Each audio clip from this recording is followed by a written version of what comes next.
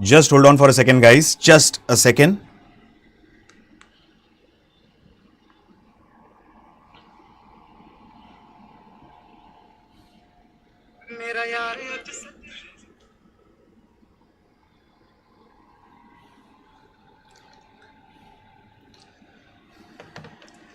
Hello, friends.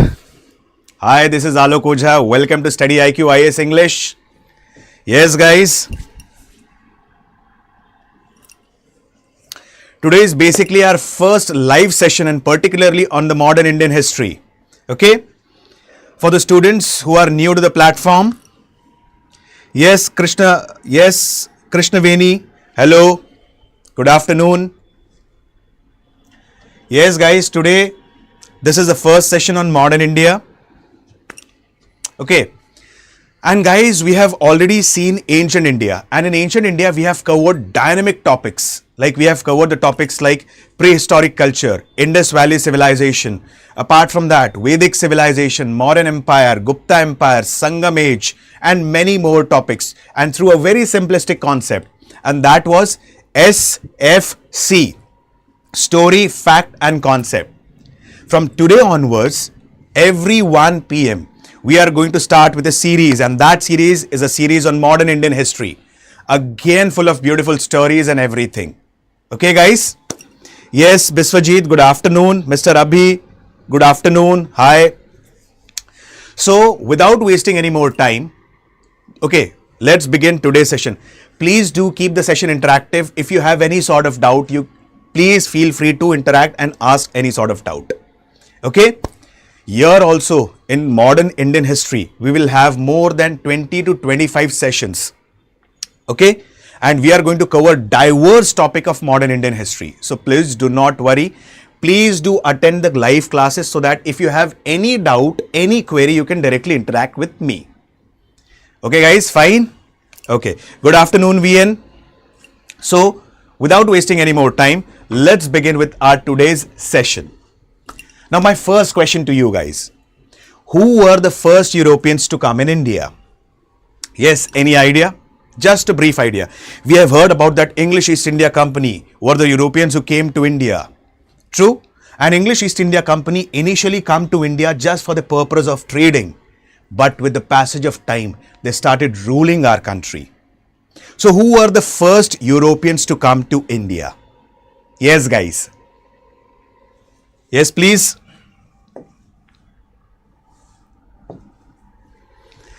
Correct. Portugal were the first Europeans to come to India. Okay, Portuguese were the first to arrive in India. Perfect, Biswajit. Now pay attention carefully. I'll tell you entire thing with the help of a small story so that things become quite easier for you. Pay attention carefully. Around 1330s, around 1340s, when the world believed that Earth or the landform is the milestone, Portuguese gave birth to seafarers. And particularly, Portugal and Spain majorly cover this region, and this region is referred as Iberian Peninsula. So at that point of time, Portugal and Spain, they gave birth to seafarers. And the merchants of Portugal, they started exploring the parts of Africa, particularly the northwestern part of Africa, this part. With the passage of time, there was Portuguese ruler whose name was King John I. Okay? Now, King John I, he started supporting the merchants of Portugal. And when he started supporting the merchants of Portugal, it is believed that these merchants started exploring again the northern and the northwestern part of Africa. Particularly, you can observe one island here which is referred as Canaries Island. Now, why were Portuguese merchants interested in exploring the Africa? Even today in 21st century, more than 50% of Africa is a dark continent. You might have read about this fact in the NCERTs, correct? Even today, 50% of Africa is still unexplored. And Africa has vast reserves of gold. Africa had vast reserve of spices. So particularly, these people, these merchants wanted to explore the spices and the gold from this region. So King John I, who supported the merchants, these merchants started exploring the northwestern part of Africa, particularly around the Canaries Island, for spices and gold. With the passage of time, there was another Portuguese ruler whose name was King Henry. So King John I was succeeded by King Henry. He further gave the permission around 1450s to the Portuguese merchants to explore entire Africa, and they started exploring the entire western part of Africa. Particularly, there is one more island which is referred as Quetta Island, and this island is particularly located in the southern part of Atlantic Ocean. This island was being conquered, and this island is located near Morocco. I'll give you a small example. Where is Morocco, guys? Morocco, Algeria, Tunisia, near Strait of Gibraltar. This is Strait of Gibraltar. Here you will find three major Muslim countries, that is Morocco, Algeria and Tunisia. True? So particularly they acquired the island of Quetta. Initially they acquired the island of Canaries. I'll repeat all the points in the end, guys, but please pay attention carefully. Initially they acquired the island of Canaries, then they acquired the island of Quetta. Then comes another ruler, King John II. And there was a person whose name was Bartolomeo Dias. Bartolomeo Dias went to King John II and said that I want to explore the rest part of Africa. Okay, now Bartolomeo Dias, he moved towards the southern tip of Africa and discovered a place also referred as Cape of Good Hope.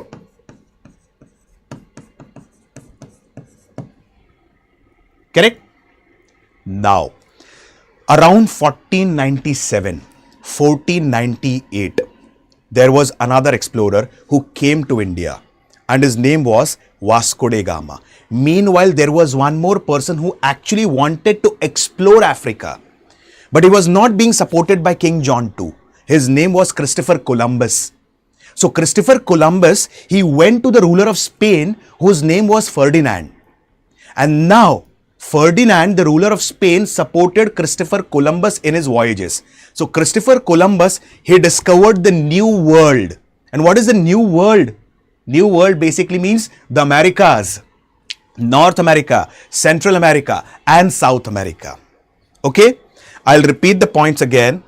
Please do not get confused. Pay attention carefully. Around 1340s, Portugal gave birth to seafarers. And there were many Portuguese merchants who started exploring particularly the northwestern and the western part of Africa. And they were being supported by King John I, the ruler at that time. Later, King John I was being, succeeded by King Henry. Now, King Henry, he supported further merchants and they explored another island called as Canaries Island and the Quetta Islands. And they explored these places for spices and gold majorly. Then comes King John II.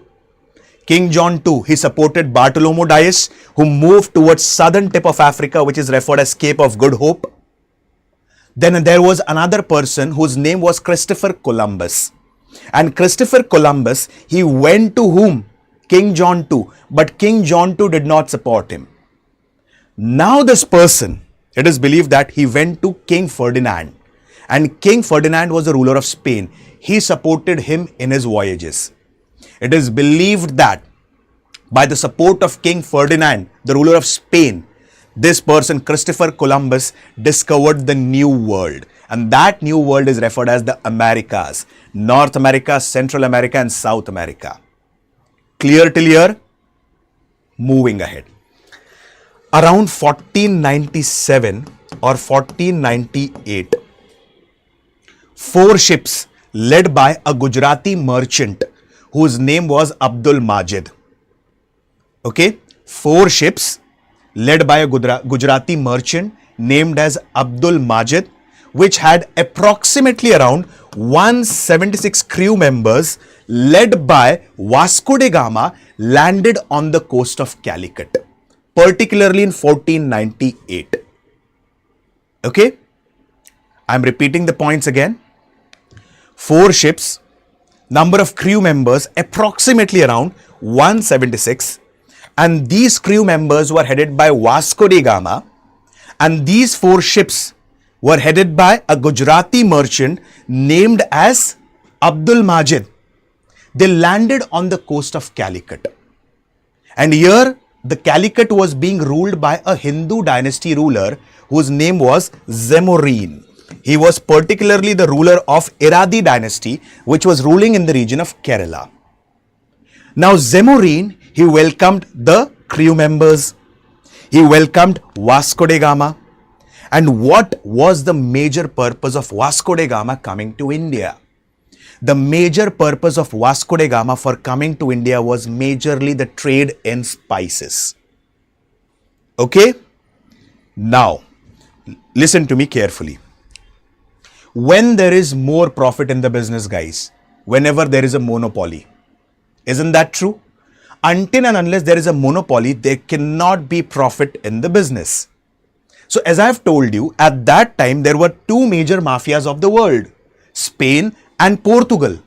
And both Spain and Portugal were exploring new places for trading purpose. They were exploring new colonies. And if suppose both of them are trading in India, obviously the profit margin will decline. Isn't that so? The basic rule for the business is monopoly. Correct? And now to maintain that, Spain and Portugal has decided that they would create Atlantic Ocean as the boundary line. Okay? They will create, Spain and Portugal will create Atlantic Ocean as a boundary line. So to the west of Atlantic Ocean, all the trade would be done by Spain. And to the east of Atlantic Ocean, all the trade would be handled by Portugal. So there is monopoly of both of them. Correct? So now Vasco da Gama came to India. Pay attention carefully. Vasco da Gama came to India. Now for the first time around 1497-98 when he came to India, he did not get that much of profit. Okay. Now this person initially, as per certain historians, had to go back empty-handed. Okay. Now after Vasco da Gama, there was another person who came to India and his name was Pedro Cabral. Vasco da Gama came to India. After Vasco da Gama, there was another person who came to India whose name was Pedro Cabral. Pay attention guys, because an important concept. Now Pedro Cabral, while coming to India, he discovered a new place on the way, and that was Brazil. And then he came to India. Now tell me one thing, like is it that only Portuguese started spice trade of India? No. Was there no spice trade prior to the Portuguese? This is not the truth. In fact, the trade at that time was dominated by Arabs. Correct? Now, prior to Portuguese, what did Arabs used to do? Arabs used to take spices from India. And they used to take these spices to 2 major Italian cities, Venice and Genoa. And from there, the spices were spread throughout the Europe. So in simple words, the Indian Ocean trade was dominated by Arabs. Okay? When the Indian Ocean trade is dominated by Arabs, and when now Portuguese has arrived, obviously the trade monopoly of Arabs is going to end. And when the trade monopoly of Arabs is going to end, what will happen? Obviously, the Arabs will fight with the Portuguese. Logical perspective? Arabs will fight with Portuguese. Now there was fight between the Arabs and the Portuguese, particularly between the Arabs and Pedro Cabral, who came after Vasco da Gama. Okay, and in this fight, it is believed that Portuguese became victorious, and now Portuguese established their fort at Calicut. Understand things in a step-by-step manner, because it becomes quite easier to retain things. Okay, Vasco da Gama came. After some time, he went back. Later on, Pedro Cabral came to India. When Pedro Cabral came to India, he discovered Brazil on the way. He had fight with Arabs because the trade monopoly of Arabs was disturbed. And now, there was fight between both of them. Pedro Cabral established his factory at Calicut. After Pedro Cabral, there was another important person who came to India, and his name was Francisco de Almeida. Very important one. Now, what is the significance of Francisco de Almeida? I'll give you a simple example. Very simple example, guys. The country which rules the water has ruled the world. Correct? A very basic thing. Let me go a bit ahead to the World War I. Okay. Now, later on, around 1900, I'm giving you an example so that things could become quite easier for you understand. Now, around 1911 or 1910, there were two major people, or there were two major countries who dominated the sea trade, Britain and France. At that time, Germany said the future of trade lies in water.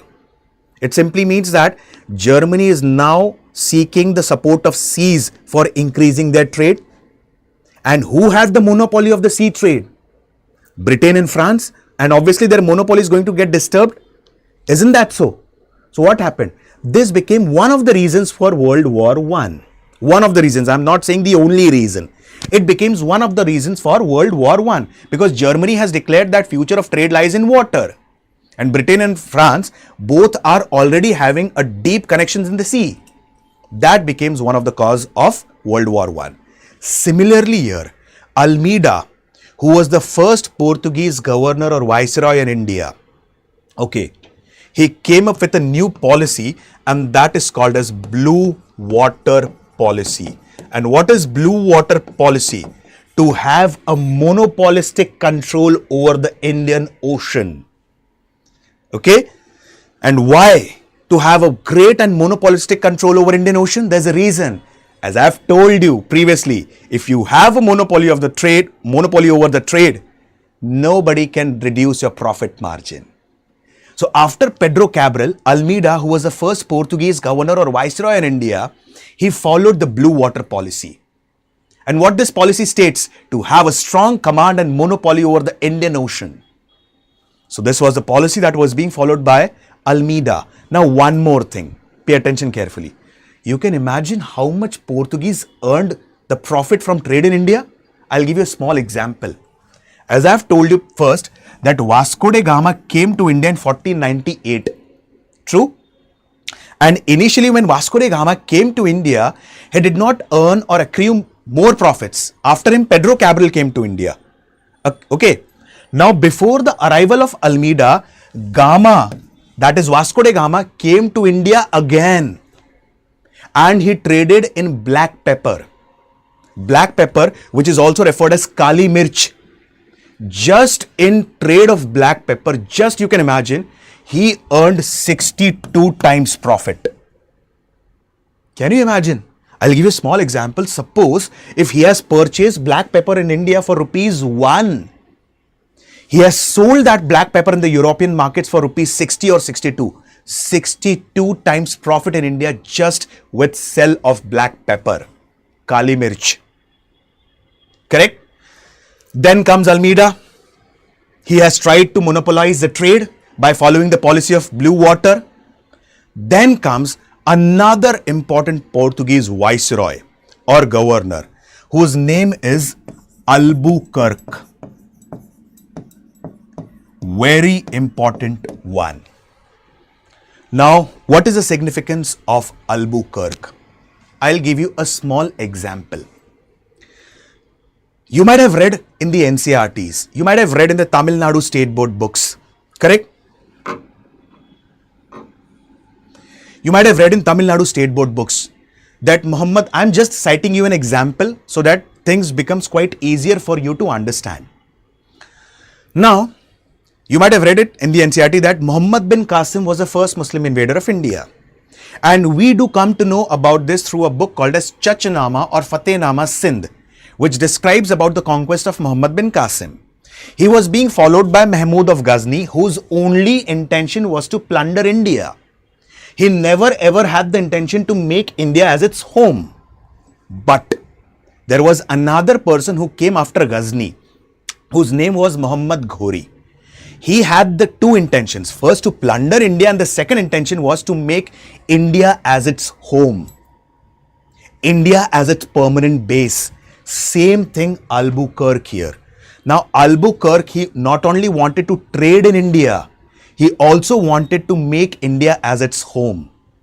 And Albuquerque now acquired the region of Goa and made Goa as the epicenter of all the Portuguese activities in India. Epicenter of all the Portuguese economic activities in India. Goa was not the capital. I repeat, during the time of Albuquerque, Goa was not the capital. It was the epicenter of all the Portuguese economic activities in India. Okay. In fact, he asked Portuguese soldiers to marry in India. He asked them to marry Indian girls so that they can get settled in India. Albuquerque, he started first Portuguese mint in India. He was the first Portuguese governor to ban sati in the region of Goa. Correct? After him comes another person who is also referred as Nino Kunha or Nuno Kunha. And he acquired the region of Daman and Diu. So Portuguese, they have acquired almost the eastern and the western part of India. And there were many Portuguese factories in the eastern and the western part of India. Now, one question that arises in the mind of every aspirant. If Portuguese were so successful in establishing factories at different parts across India, particularly the east and the west coast, what were the major reasons for decline of Portuguese? Correct? One of the major reasons for decline of Portuguese, first reason was crusading. And now what is crusading? In very simple terms, crusading is forceful conversion into Christianity. I repeat, forceful conversion into Christianity. It became one of the prime reasons for decline. Second, Hooghly, which is located in Bengal, an eastern part of India, which was one of the most important trading centers during the time of Portuguese. What happened? It became the base for piracy. Third important thing, now as we have discussed earlier, Portugal and Spain were the two mafias of the world. Now the political dynamics has completely changed. Now there are different rising powers in Europe. French East India Company, Dutch East India Company, English East India Company. Can you imagine? Portuguese has given English East India Company the presidency of Bombay just for a dowry of ₹1. Do you know this fact? It is believed that Portuguese Princess Catherine Braganza, she was married to Prince Charles II. And English East India Company in the forthcoming years got this region, that is Bombay, in dowry at just ₹1. Okay? Apart from this, what was another important reason for decline? Their colonies were majorly splintered. They did not have a centralized administration. So, Portuguese were majorly confined to the region of Goa. Okay? So this is majorly about the Portuguese. How did they come to India? And how did they acquire different places? They set up factories at different places in India. So everything has been mentioned in the PDF or the PPT. Students who have doubt where to download the PPT or the PDF from. Guys, you can download the PDF or PPT from my Telegram channel, history_Alok Ojha. I repeat, you can download the PDF or PPT from the Telegram channel history_Alok Ojha. So whatever I have explained, everything is present in the PPT or the PDF. Like the blue water policy,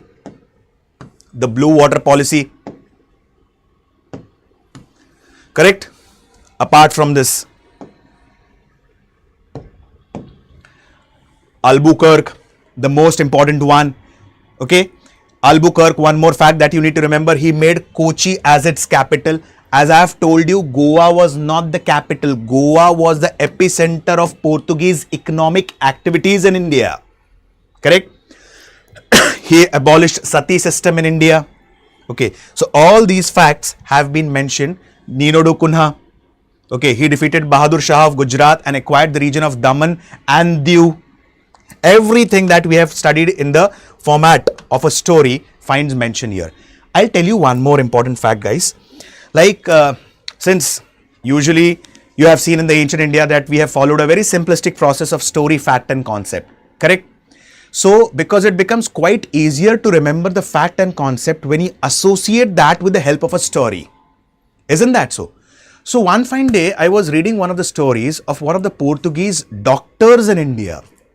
Okay, like this is an interesting fact that I'm telling you, apart from what you have to remember here. There was a Portuguese doctor who fled to India. His name was Garcia de Orta. Have you heard about him? Garcia de Orta. Like, I'll give you, I was reading one of the facts and this is very interesting fact that I came across. A very interesting one. Okay. Like, this person, Garcia de Orta, he is a Portuguese and he has fled to India. Why did he fled to India? Like, it is believed that initially in Spain, during the medieval period, there were many Muslim rulers who had acquired the region of Spain. But later on, with the rise of Christianity, the region of Spain was again reoccupied by the Christian elements. Now, what happened? There was conversion of, and like basically this person, Garcia de Orta, he was a Jewish person. And at that time, there was forceful conversion into Christianity that was taking place. So Garcia de Orta, okay, to escape from Spanish Inquisition, he migrated from the region of Spain to Portugal. Okay, and his family was forced to convert from Jews to Christianity. And it is believed that he got converted into Christianity. Now later on, it is believed that although his family got converted from Jews to Christianity, but still many people, and Christianity now spread to the region of Portugal. So now people were looking at the family of Garcia de Orta with suspicion, although they had got converted. So finally, Orta had to migrate to India. He fled to India. It is believed that he was a doctor, he was a physician at that time. A very wonderful physician who has also worked for the Sultan of Ahmednagar, whose name was Burhan Nizam Shah as a physician. So I'll give you a small example. There was a Portuguese physician whose name was Garcia de Orta, who has worked as a physician in the court of Sultan of Ahmednagar, whose name was Burhan Nizam Shah. Correct? He, like here, he met the Vaidya doctors and Hakims of that time. He studied about the aloe vera, he studied about the different medicinal herbs and plants in India at that time. And in fact, he wrote a beautiful book, Elementary Discussion on the Herbs and Medicines of India. A beautiful book written by Garcia de Orta. So this was a person, a physician, a Portuguese physician who fled to India. Okay guys, wasn't that an interesting fact? Okay. So any query, any doubt, any question, please feel free to ask. Yes, guys?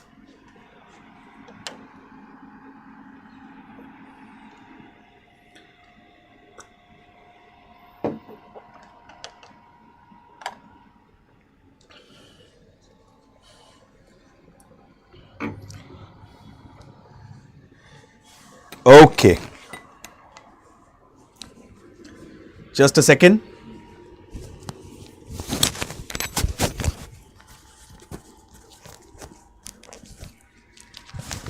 Okay guys, hope so things are clear. Okay.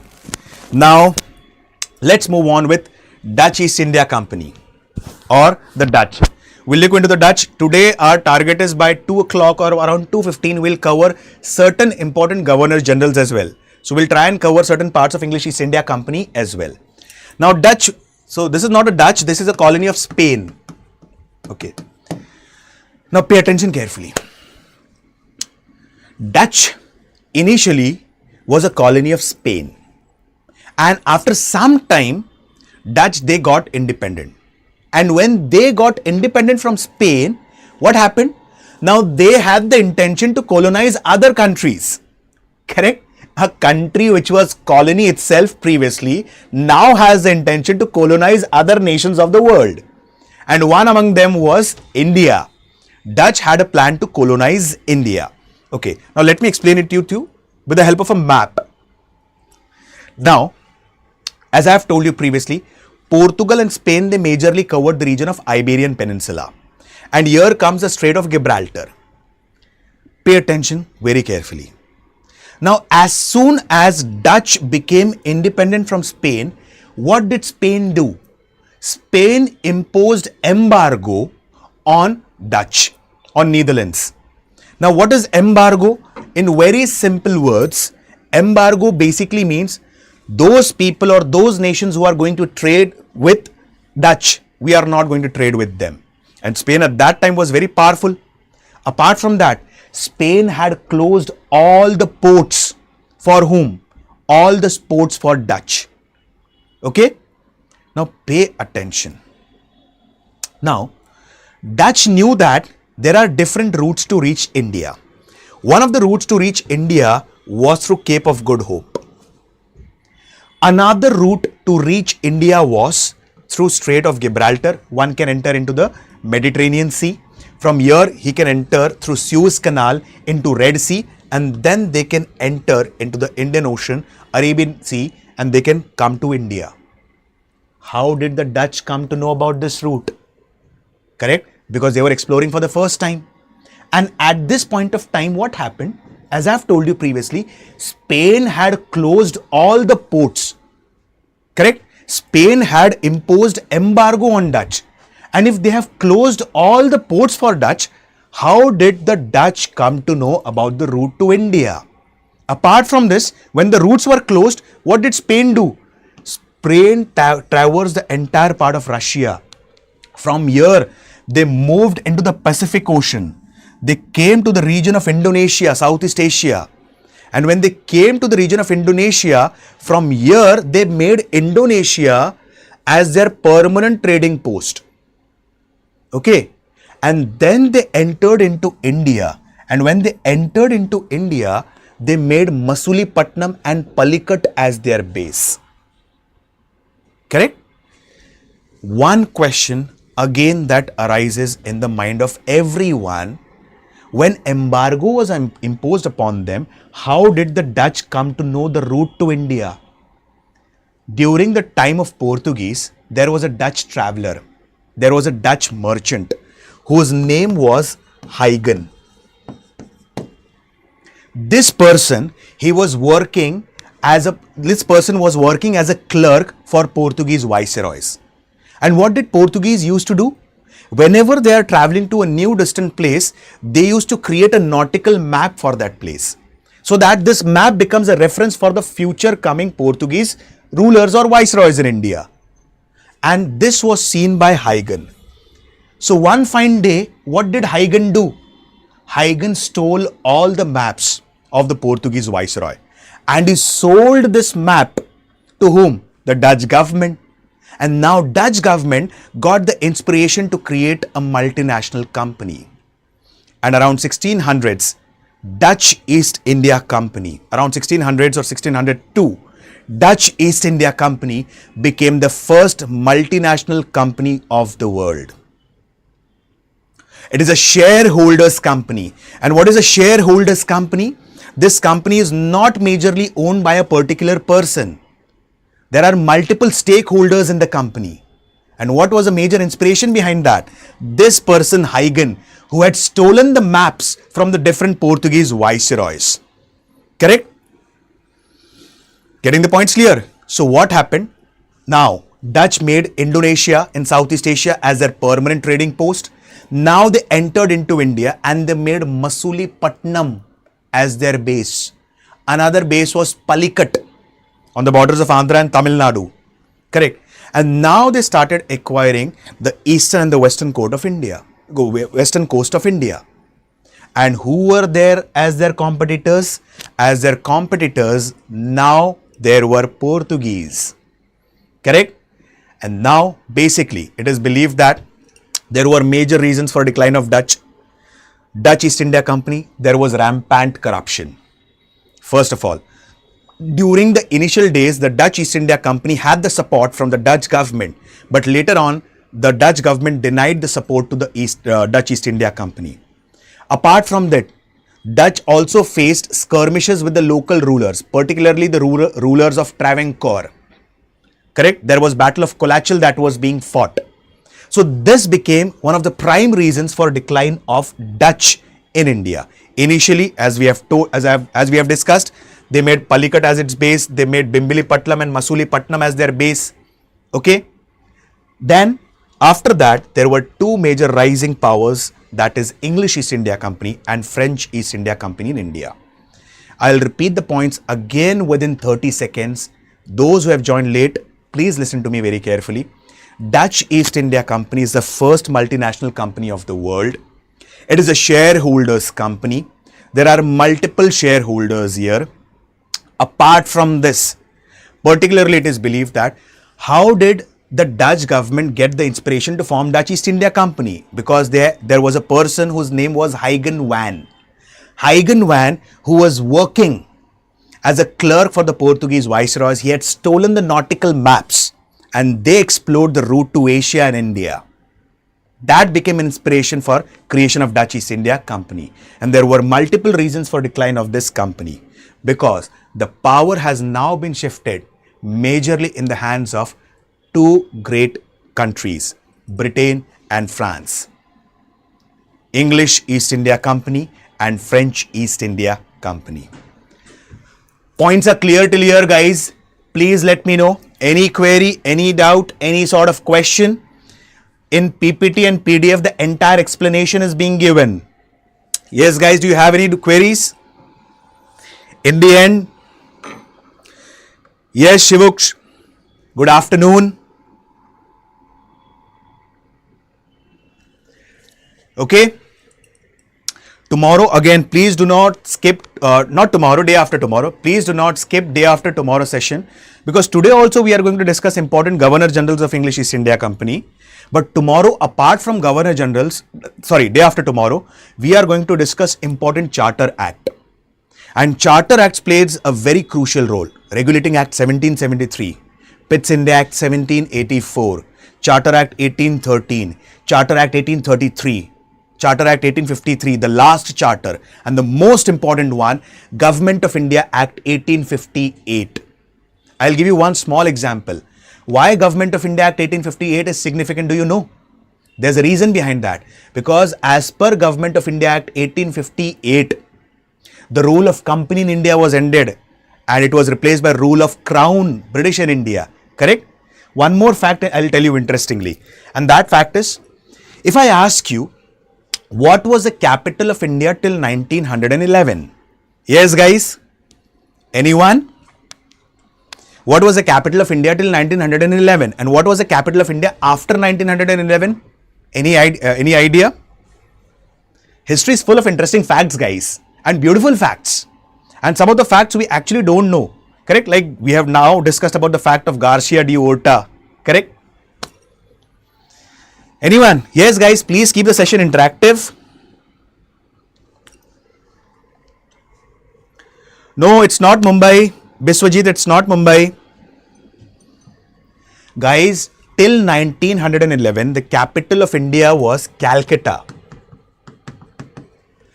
After 1911, the capital was shifted to Delhi. One important fact I'll ask you. Do you know there is a place in India which was capital of India for one day? I repeat, there's a place in India which was capital of India for one day, and particularly it was the capital of India on 1st November 1858, just for one day, just for a single day. An interesting fact, guys. It is Allahabad, present day Prayagraj. It was a capital of India for one day. Isn't that an interesting fact? And why it was a capital of India for one day, we'll explore this tomorrow. Sorry, day after tomorrow in Monday's session, when we'll study about the Charter, Government of India Act 1858. Okay. So guys, let's begin with English East India Company. Okay. Hold on for a second.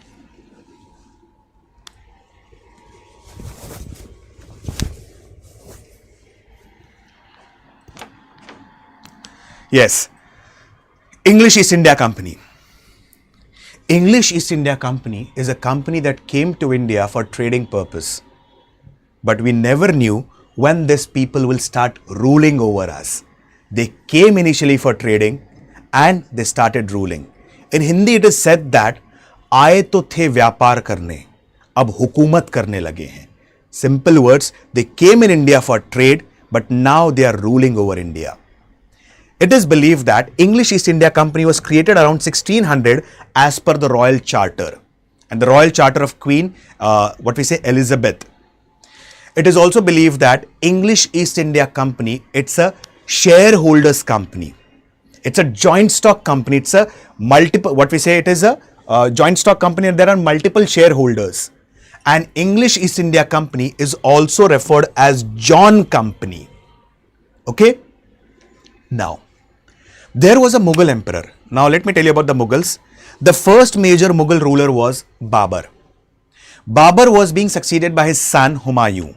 It is believed that Humayun, basically, he was one of the most literate rulers of the entire Mughal empire. And Humayun basically means fortune, but he is considered as the most unfortunate ruler of the entire Mughal empire. Okay, so Babur was succeeded by his son Humayun. Humayun was succeeded by Akbar. And the first Englishman to visit the court of Akbar was Ralph Fish. The first Englishman to visit the court of Akbar.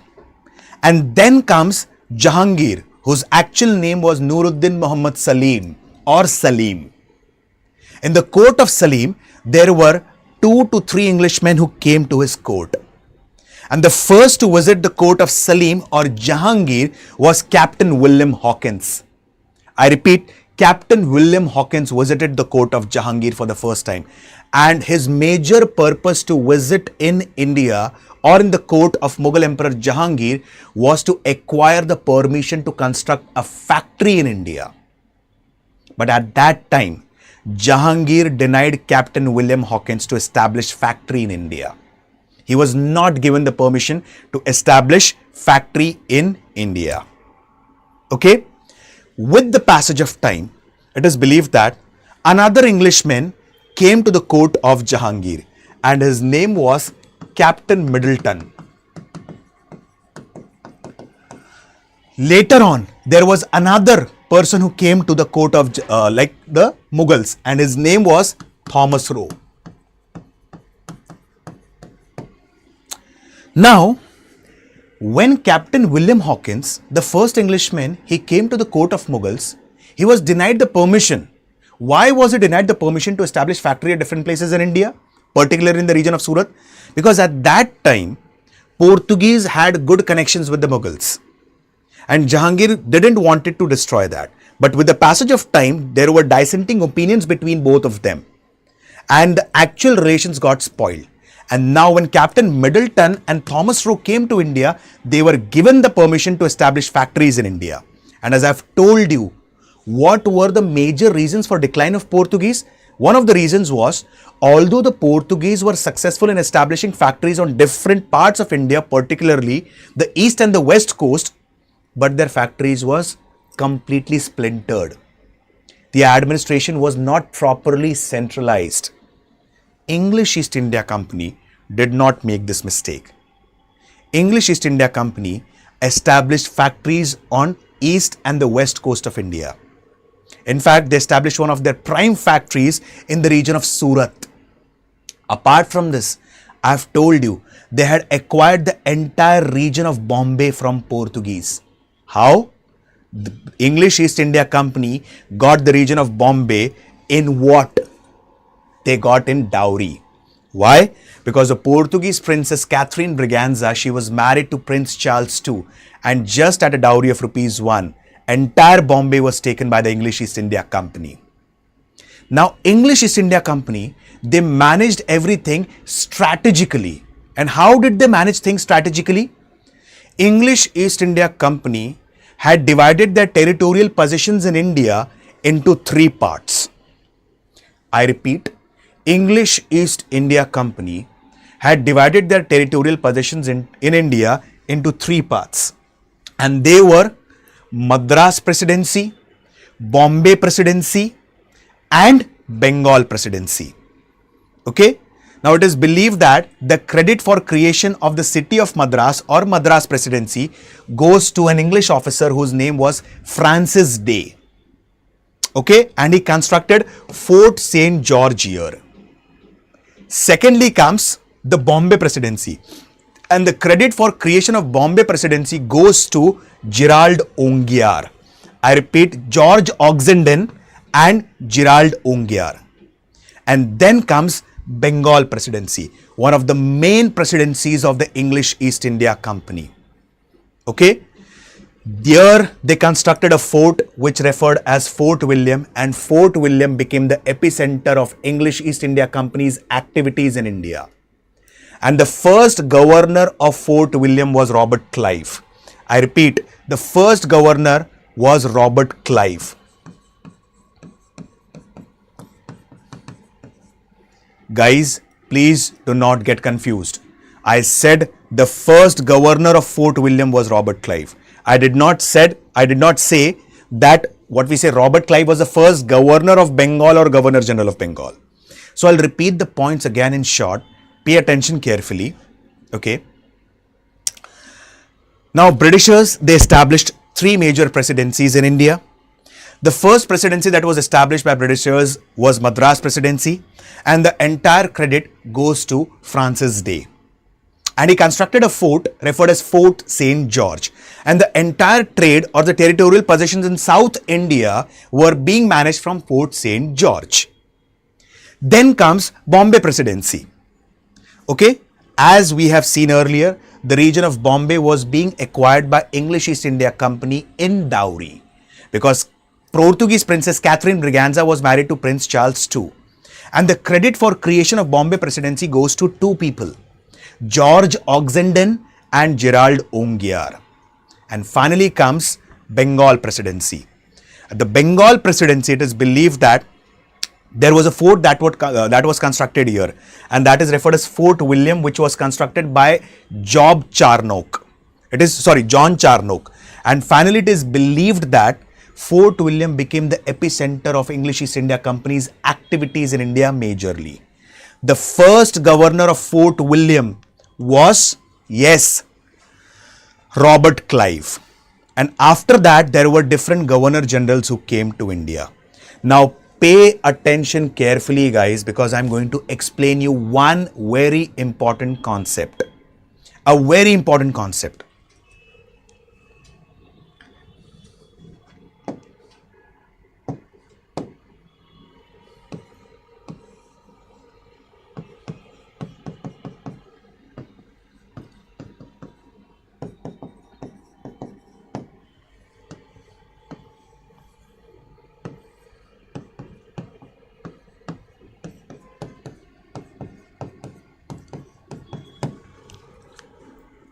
If you want to note it down, guys, you can note it down because it's an important concept.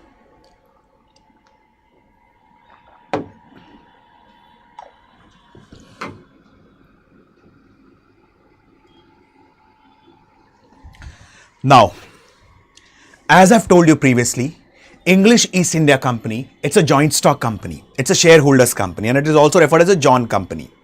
Now, initially, there were 125 shareholders in English East India Company. And these 125 shareholders were collectively referred as Court of Proprietors. So what is the meaning of the word proprietors? Proprietors basically means they also have a share in the company. Okay? Now, these members of the company, these Court of Proprietors who are 125 in number, they are going to choose 24 among themselves who is going to make rules and regulation for the company. Okay?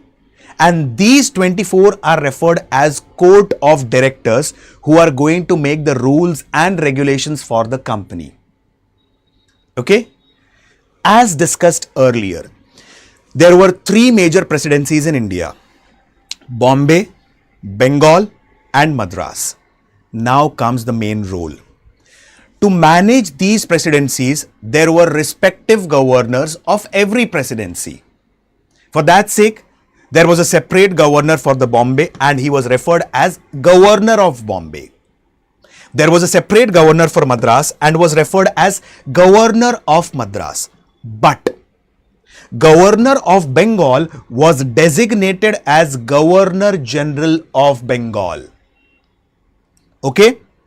And Governor of Bombay and Madras respectively, they were subordinated to Governor General of Bengal. Okay? So, Governor of Bombay was referred as Governor of Bombay, Madras was referred as Governor of Madras, but the Governor of Bengal was referred as Governor General of Bengal. And the governors of Bombay and Madras, they had to listen to whom? Governor General of Bengal. Who appointed the governors of these respective places? The governors of these respective places were being appointed by COD, that is Court of Directors, who framed rules and regulations for the company. Okay? But the rules kept on changing with the passage of time. I am repeating, the rules kept on changing with the passage of time. Because after some time, above the Court of Directors, there would be Board of Control, which consists of 6 members. And Board of Controls will appoint these governors. So for now, just remember one thing. Okay? And what's that? That there were different governor generals. Okay? Sorry, there were different governors or different presidencies. Like, there was a separate governor for Bombay and was designated as Governor of Bombay. Governor of Madras was designated as Governor of Madras. But Governor of Bengal would be designated as Governor General of Bengal. Okay? And Governor General of Bengal was assisted by few people in performance of his duties. That is referred as Executive Council of the Governor General. Okay? Who was the first Governor General of Bengal? Yes, my first question to you guys. Who was the first Governor General of Bengal? Guys, first Governor General of Bengal was Lord Warren Hastings. Then in the coming years, there would be one act which is referred as Charter Act 1833.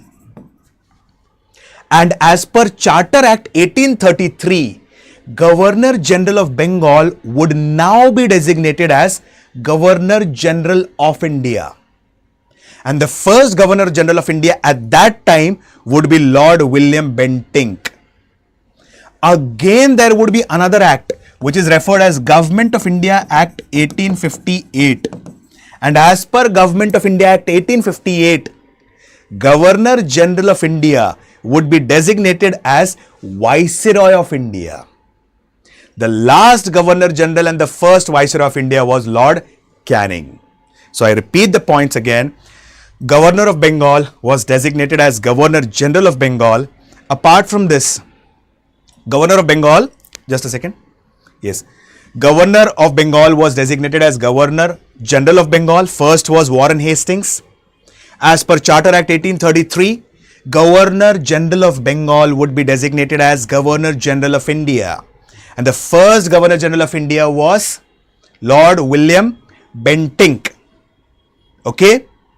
And then comes what we say, particularly if we speak upon, then comes Government of India Act 1858.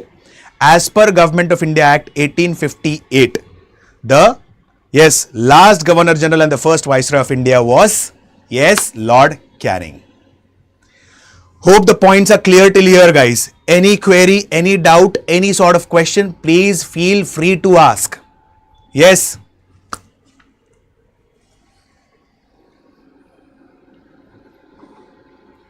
Yes, guys. I'll ask few questions. Okay. And I will end today's session. Today's session is not much lengthier. Okay. Please keep on revising the concept till here. Monday session is very important. As I have told you, on Monday, I would be discussing important Governor Generals and important Charter Acts. Like one of the important Governor Generals is Lord Dalhousie. I'll give you one of the small examples about it. Lord Dalhousie, he is one of the second last Governor Generals of India and he is considered as the youngest Governor General. Do you know this fact? And he became the Governor General at the age of 36. I'll also give you an example how questions crop up in the examination. Okay. Now he became the Governor General at the age of 36. Everyone knows that Lord Dalhousie, at that time railways was started. But do you know one fact? Passenger railway was started during the time of Lord Dalhousie. But railways were actually prevalent from start. Specifically speaking, from 1832, there was a proposal to create railways. Do you know this fact? Later on, around 1837, 38, 39, to transport granite in South India, particularly in the Red Hills, railways was started. Later on, it is again believed that 1844-48, it is believed that for the first time proper railways started getting created. In 1853, for the first time during the time of Dalhousie, passenger railway came from Boribandar to Thane, which covered approximate distance of 34 kilometers. Correct? It had 3 locomotives. It means it had 3 engines, referred as Sindh, Sultan and Sahib. It had 14, carriages, and the carrying capacity was 400 passengers. So that was during the time of Dalhousie. Correct? So we are going to discuss about the important governor generals at that time. And I'll give you a small example, what kind of questions you can expect in the examination. Okay, like the questions that crop up in the examination, it is in this format. Consider the following statement. The first statement. Robert Clive, he was the first Governor General of Bengal. Second statement. Land revenue system, also referred as permanent settlement, was started by Lord Cornwallis. Which statement is correct? Guys, only 2 is correct. Why only 2 is correct? As I have told you previously, Fort William, which is located in Bengal, Robert Clive was the first governor of Fort William, not Governor General of Bengal. So first statement gets wrong. First Governor General of Bengal was Lord Warren Hastings. And secondly, we'll observe one of the person and we'll study one of the Governor Generals whose name was Lord Cornwallis. Correct? Lord Cornwallis is also called as father of civil services. He laid down westernization of public services. What is westernization of public service? Westernization basically means Indians were not allowed in civil services. He is referred as father of civil services. He started a permanent settlement system, land revenue system. Okay. Lord Cornwallis is also referred as blue-blooded aristocrat. What is the meaning of the word blue-blooded aristocrat? He belonged to the royal family. Okay. Just out of curiosity, I'll ask you one question. If Lord Cornwallis, he is referred as father of civil services, and if he laid down westernization of public services, who laid down Indianization of public service?